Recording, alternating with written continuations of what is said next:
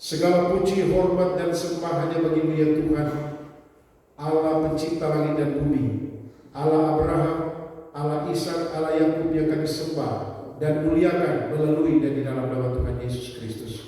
Kami bersyukur oleh karena kasih setia-Mu dan rahmat-Mu selalu baru setiap pagi. Kami bersyukur oleh karena kami ada di sini, bahkan telah memuji Tuhan dan mendengarkan kesaksian melalui puji-pujian yang sangat indah. Saat ini kami mau membaca dan merenungkan firman-Mu. Tuhan, berbicara secara pribadi kepada masing-masing kami. Pakailah hamba untuk menjadi alat saluran berkat firman dan berikan sikap hati yang benar bagi kami. Belajar firman untuk melakukannya supaya kami hidup dalam berkat-berkat firman-Mu. Berfirmanlah ya Tuhan, kami siap mendengar. Di dalam nama Tuhan Yesus kami berdoa. Haleluya. Amin. Shalom. Sekali lagi shalom. Puji Tuhan. Mari kita membuka di dalam Mazmur pasal 103, ayat yang sangat-sangat terkenal. Saya akan bahas hanya 2 ayat saja. Mazmur 103. Mazmur 103 ayat 13 dan 14. Mungkin kalau saya suruh pilih di Mazmur 103 ini, silakan pilih mana ayat yang paling saudara senangi. Pasti pilih ayat ini, ya, pasti pilih. Ayat 13 dan 14. Kita baca sama-sama, ini ayat ini pendek. 1, 2. Ini masih feedback ya. Cek. 1, 2, 1. Karena feedback ini bengkak kita punya telinga ya. 1, 2, 3. Seperti Bapa sayang kepada anak-anaknya, demikian Tuhan sayang kepada orang yang takut akan Dia. Ayat 14. Sebab Dia sendiri tahu apa kita, Dia ingat bahwa kita ini debu. Sekali lagi, ayat 13. 3. Seperti Bapa sayang kepada anak-anaknya, demikian Tuhan sayang kepada orang-orang yang takut akan Dia. Sebab Dia sendiri tahu apa kita, Dia ingat bahwa kita ini debu. Ada lagunya. Seperti Bapa sayang anaknya, begitu. Demikian dan seterusnya. Nanti kalau saya menyanyi, nanti saya menyanyi lagi. Saudara-saudara yang saya kasih dalam Tuhan Yesus Kristus, Mazmur 103 adalah Mazmur Daud yang sangat indah. Sebenarnya Mazmur ini adalah Mazmur di mana penulis, yaitu pemazmur yaitu Daud, dia mengajak untuk memuji Tuhan. Dia mengajak pembaca untuk memuliakan Tuhan dengan 5 alasan. Alasan yang pertama kita bisa lihat ayat 1-5. Dia mengajak untuk memuji Tuhan karena alasan yang pertama, karena kebaikannya. Kemudian alasan kedua ayat 6-7, karena keadilannya. Kemudian yang ketiga, mengapa memuji Tuhan? Ayat 8-14, karena kemurahannya. Dan kemudian yang keempat, mengapa harus memuji Tuhan? Alasan yang keempat adalah karena kasihnya yang kekal. Dan yang terakhir, mengapa harus memuji Tuhan? Ayat 5, yang kelima ayat 19-20, karena kuasanya. Saudara-saudara yang saya kasih dalam Tuhan Yesus Kristus, kita harus memuji Tuhan karena kebaikannya, karena keadilannya, karena kemurahannya, karena kasihnya, karena kuasanya. Tetapi pada saat ini kita akan fokus pada poin yang membahas alasan memuji Tuhan karena kemurahannya. Dan itu pun lebih khusus lagi di dalam ayat 13 sampai ayat yang ke-14. Ini menyangkut hal yang menyangkut kasih sayangnya sebagai Bapa. Oleh karena itu, tema khotbah saya pada saat ini adalah Tuhan sayang kita semua. Bilang kiri kanan, Tuhan sayang kita semua. Pakai logat Papua dong. Tuhan sayang kita semua. 3. Saudara-saudara, Tuhan sayang kita semua.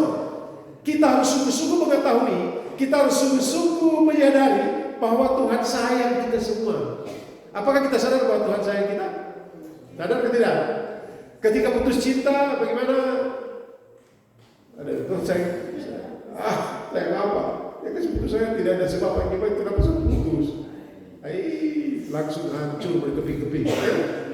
Ya, Tuhan tetap sayang. Tuhan sayang kita semua, saudara. Apapun keadaan kita. Pertanyaannya, ada pertanyaan. Apa keistimewaan sayangnya Tuhan sehingga kita harus tahu dan kita harus menyadari?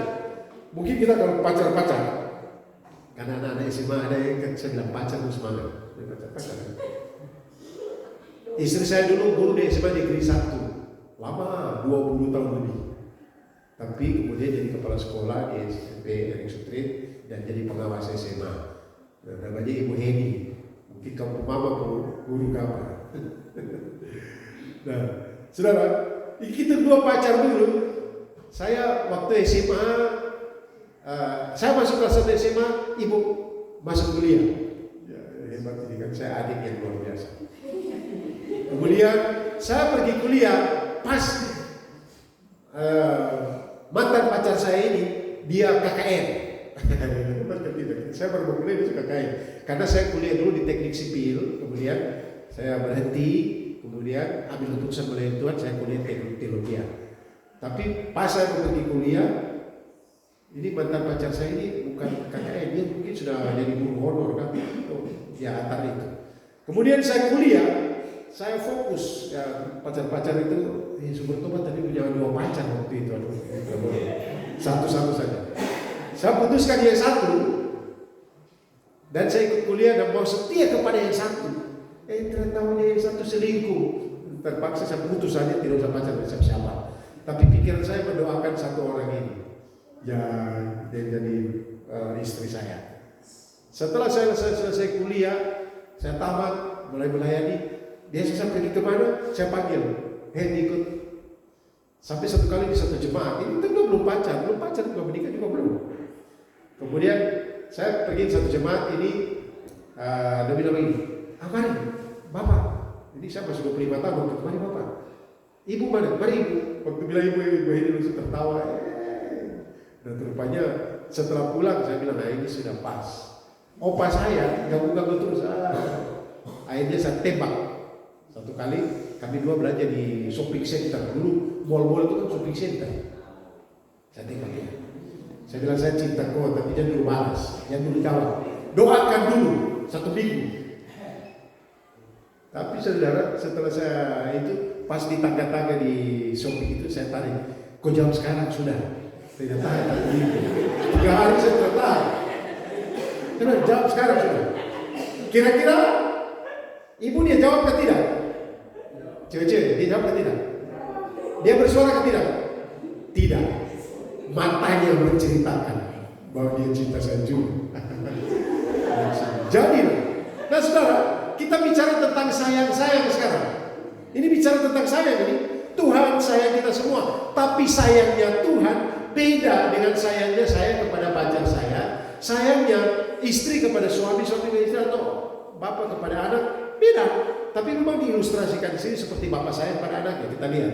Jadi Tuhan sayang kita semua, dan kita sungguh-sungguh harus mengetahui bahwa Tuhan sayang. Kita harus sungguh-sungguh menyadari bahwa Tuhan sayang kita. Apakah keistimewaan sayangnya Tuhan? Sehingga kita harus menyadari dan mengetahui. Saudara, saya mencatat di sini ada 2 saja. Ada 2 keistimewaan atau 2 karakteristik atau 2 ciri khusus, 2 keistimewaan kasih Tuhan atau sayangnya Tuhan kepada kita. Mari yang kita lihat satu persatu. Yang pertama, ini sudah jelas di sini. Seperti Bapa sayang kepada anaknya.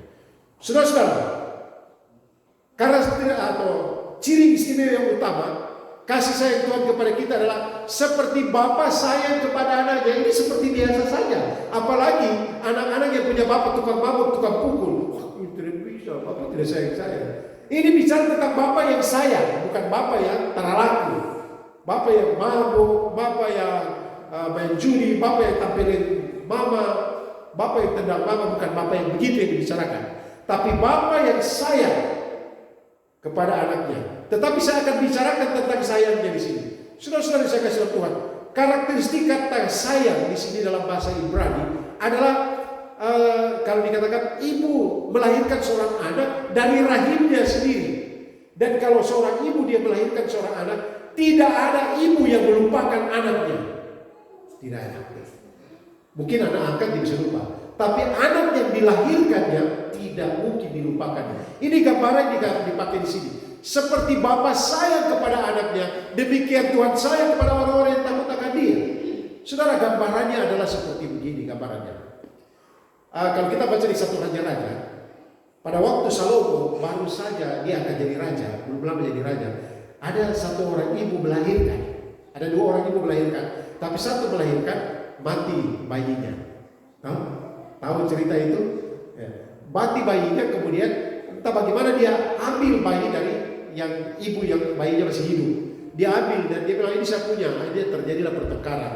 Ibu yang asli yang punya, ini saya punya anak. Dia yang ambil ini, oh ini saya punya anak. Padahal yang satu ini bayinya sudah mati. Akhirnya dibawalah kepada Salomo.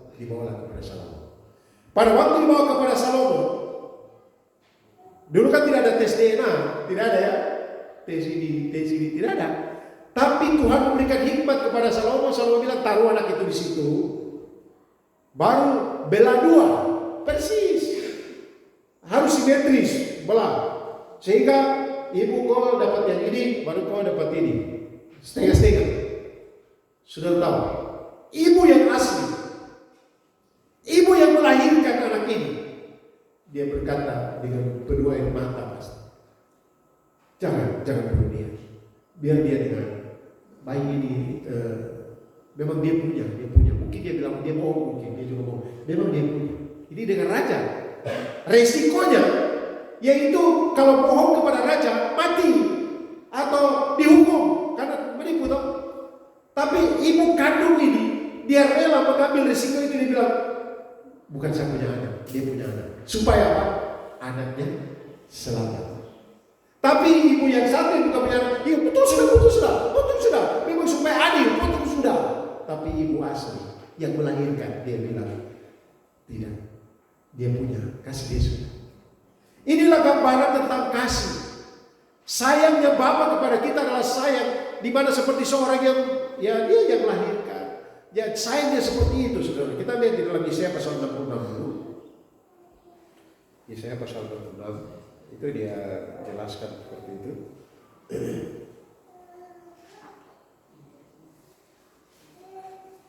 Coba sekarang cek di situ yang Yesaya 66 ada tulis ibu.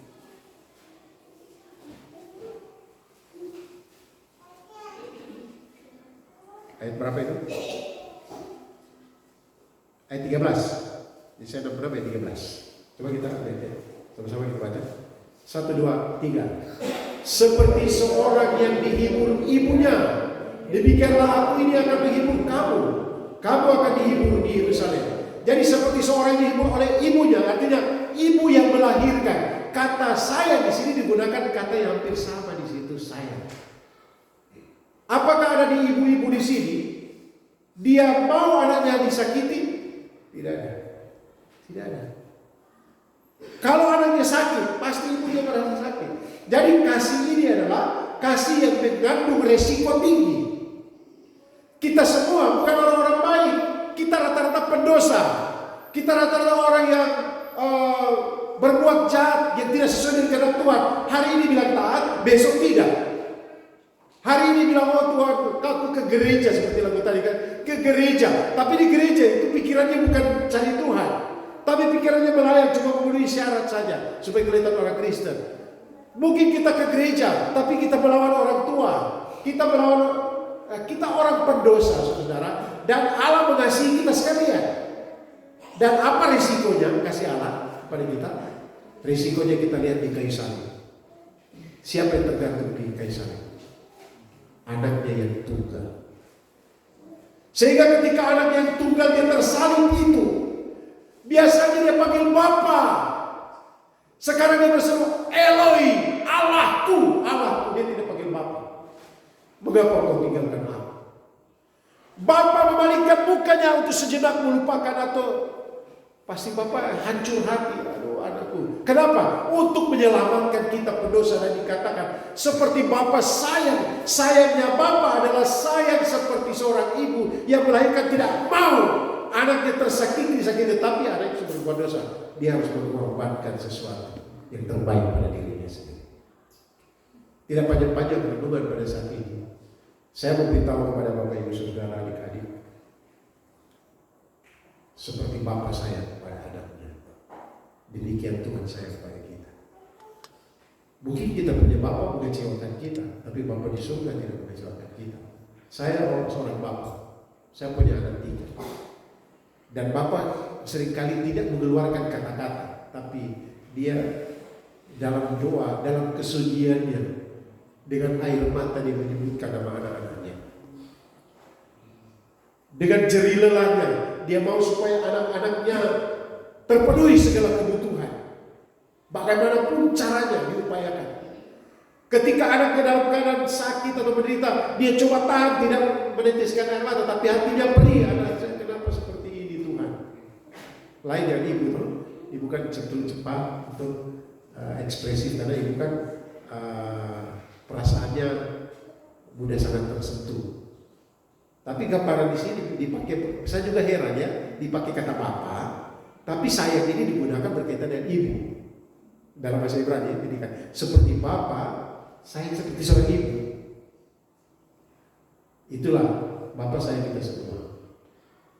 Itu ciri khas kasih bapak, sangat beda. Kasih walaupun bapak mengasihi kita walaupun kita jauh. Kasih bapak ini bukan kasih transaksional, bukan. Bapak mengasihi kita karena memang kalau kita lihat saudara, kita lihat ayat 13 bagian akhir bilang apa? Sayang kepada orang-orang yang takut akan dia. Ini tidak bicara tentang takut akan dia dulu. Sekalipun kita dalam kondisi apapun, Bapak sayang kita, tetapi memang Bapak merindukan supaya kita takut akan dia. Itu yang pertama. Karakteristik yang kedua, saudara, ini yang luar biasa. Tadi luar biasa sekali, ini juga luar biasa sekali. Ayat yang ke-14 kita katakan, ini alasan mengapa Bapak sayang kepada kita. Tuhan sayang, jadi yang kedua, ciri khas kedua adalah Tuhan sayang kepada kita apa adanya kita. Sekali lagi, Tuhan sayang kepada kita apa adanya kita. Bilang kiri kanan, Tuhan sayang apa adanya kamu. Tatap baik-baik kembali, Tuhan sayang kok apa adanya. Saya tanya yang pacar-pacar atau suami istri, apakah kita sayang pacar kita apa adanya? Atau ada apanya? Saya bilang, ada nona-nona kan banyak bilang begini, saya berdoa untuk teman hidup saya. Itu yang penting hatinya. Tahu? Hatinya, ini shooting jadi begini. Atau dia bilang begini, bukan cuma nona-nona juga. Saya cinta dia, saya sayang dia. Pokoknya ya saya sayang dia apa adanya. Ada rumah, ada motor knalpot, ada mobil. Ya, itu cerita dunia. Tapi saudara saya bilang begini, Tuhan sayang kita apa adanya kita. Pintarkah, kurang pintarkah, nakalkah, atau kelihatan munafik-munafik. Saya dulu SMA, kalau guru-guru tahu saya itu anak yang manis. Tapi teman-teman tahu saya anak yang paling kacau balau di dunia itu sudah. Tapi kalau guru orang tua, saya pernah dapat ikut pelatihan dan mendapat 10 besar pertama karena dianggap peserta teladan kepemimpinan rohani. Tapi dokter tahu saya paling rohana kalau di luar kelas. Tahu seberapa mana? Di SMA kami juga memang di kelas ini pintar-pintar semua di angkatan saya ini, tapi nakal-nakal semua. Ada yang pintar-pintar di kelas yang satu, pendiam semua. Tapi juga saudara banyak yang munafik, munafik. Tapi Tuhan mencintai kita apa adanya, sayang kepada kita apa adanya. Apa gambaran di situ ayat 14? Sebab dia sendiri tahu apa kita. Tuhan tahu toh? Tuhan tahu kita apa adanya toh? Tuhan tahu kita tukang tipu apa? Tuhan tahu kita tukang nyontek apa? Tahu pun nyontek dulu lebih canggih dari kamu sekarang. Tahu komputer, tapi kita dulu nyonteknya. Saya tidak nyontek, saya tidak suka nyontek. Tapi teman-teman saya jagoan semua, padahal pintar. Tapi saya juga nyontek, kenapa ya? Tapi saudara, bukan saya tidak bicara tentang nyontek. Tapi Tuhan tahu apa ada pergumulan kita, kebencian kita mungkin kepada orang tua kita, kepada mama, kepada papa, atau kepada anak. Oleh karena mereka menyakiti kita, ada kepahitan. Tuhan tahu kita apa adanya. Dan dia sayang kita dalam kondisi seperti itu. Kemudian dia juga bilang begini, dia ingat bahwa kita ini debu. Sudah tahu debu? Apa manfaat debu? Ada manfaat? Ada yang tidak debu? Tidak ada. Tetapi Alkitab berkata, kita bagaikan tanah liat di tangan Allah Sang Penjunan. Artinya, kita debu tak berguna kalau tidak diolah, kalau tidak di tangan yang tepat. Tetapi Tuhan tahu apa adanya kita dan Dia sayang kita walaupun kita ini debu. Dan Dia mau membentuk kita. Saudara-saudara yang saya kasih dalam Tuhan Yesus Kristus, saya di dunia pendidikan sudah cukup lama. Saya menjadi dosen, masih kuliah saya sudah mengajar di satu sekolah tahun 87, sudah 40 tahun ya. Saya sudah mengajar di satu sekolah teologi, padahal masih semester 6. Kemudian setelah tamat langsung jadi dosen mengajar sampai sekarang. Dan saya lihat saudara-saudara, ada banyak pergumulan di dalam dunia pendidikan. Ada anak-anak yang kelihatannya kasihan. Mereka mau tapi mereka tidak cukup uang. Ada juga mereka mau tapi mereka tidak cukup intelektual mereka. Sehingga saya akhirnya kuliah S2 ambil bidang pendidikan. Dan saya mau beritahu, kita tidak bisa berkata kepada anak, kok goblok, kok apa lagi, di sini bisa bilang apa? Goblok, otak mati, tidak boleh. Itu pembunuhan karakter. Karena sekalipun kita seperti itu, Tuhan akan terima kita apa adanya.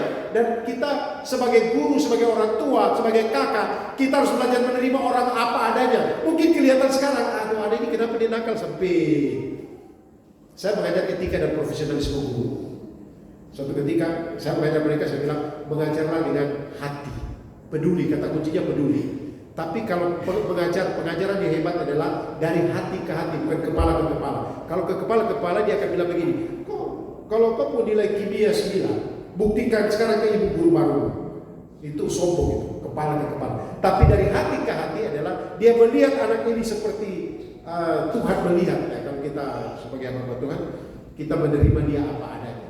Kadang-kadang kita lihat anak-anak yang nakal, terlalu, tidak tahu mereka yang peduli dan mereka jadi seseorang di kemudian hari. Siapa yang tahu? I don't know about tomorrow, but I know you hold my hand.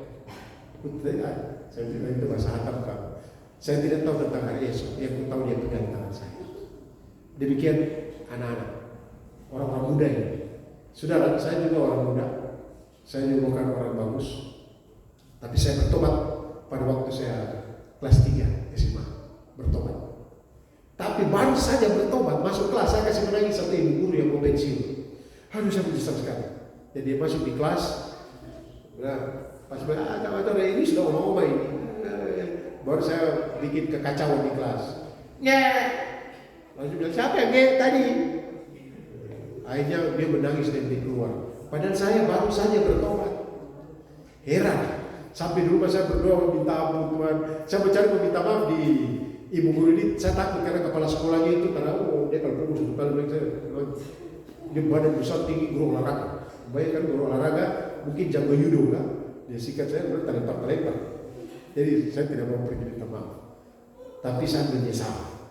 Tapi Tuhan lupakan. Kalau teman-teman dekat saya, mereka pikir Dolphy jadi pendeta ya. Tidak mungkin, tidak masuk akal. Tapi itu Tuhan lupakan. Karena dia tahu saya debu. Dia tahu saudara apa adanya. Sekali lagi kita lihat ayat 14, sama-sama baca ayat 14. 1, 2, 3. Sebab dia sendiri tahu apa kita. Stop. Dia tahu apa kita. Kemudian dia ingat bahwa kita ini tidak berguna. Kita ini tidak berguna tanpa ada sentuhan-sentuhan dari pribadi Allah, yaitu dia sendiri, Allah sendiri. Saudara yang saya kasih Tuhan, Tuhan sayang kita semua. Mengapa? Karena karakteristik kasihnya, sayangnya seperti Bapa sayang pada anaknya. Kasih yang begitu mau berkorban, kasih yang mau tersakiti oleh karena sayang. Dan buktinya Yesus Kristus tersalib ganti kita. Tetapi yang kedua, mengapa? Karena Tuhan sayang kita, apa adanya kita. Apa adanya kita, dia mau terima apa adanya kita. Namun saudara, saya mau beritahu, sungguh-sungguhlah dengan dia yang mengasihi kita apa adanya. Kiranya Tuhan akan menolong kita menjadi pribadi yang disayang oleh Tuhan dan lepas hari. Ingat selalu Tuhan sayang saya, terima kasih. Kadang-kadang kita meleset, aduh Tuhan terima kasih, ampuni saya, tapi Engkau sayang dengan saya. Hargailah kasih sayang Tuhan dalam kehidupan kita. Mari kita berdoa. Segala puji, hormat, dan sembah bagi-Mu ya Tuhan, yang telah memberi kesempatan bagi kami merenungkan firman-Mu yang sangat sederhana. Bapa, Engkau sayang kami, apa adanya kami, yang bersyukur. Karena kami bukan siapa-siapa, bukan orang yang hebat, tetapi Engkau sayang kami. Karena itu kami merindukan kami menjadi pribadi-pribadi, orang-orang yang dilihat oleh dunia bahwa kami disayang oleh Bapa melalui kehidupan kami yang menghasilkan buah, yang penuh kasih, yang menghormati keluarga, yang menghormati orang tua, yang sayang kepada sesama, tetapi juga membuktikan bahwa kami hidup bergantung dan menyandarkan diri kepada-Mu. Sebab diberkatilah orang yang mengandalkan Tuhan, yang menaruh harap kepada-Mu. Terima kasih untuk firman-Mu yang mengingatkan kami juga bahwa kami adalah debu. Engkau menerima kami apa adanya. Kami mengucap syukur Tuhan. Kami mengucap syukur untuk firman-Mu dalam nama Tuhan Yesus. Haleluya. Amin. Saya kembalikan kepada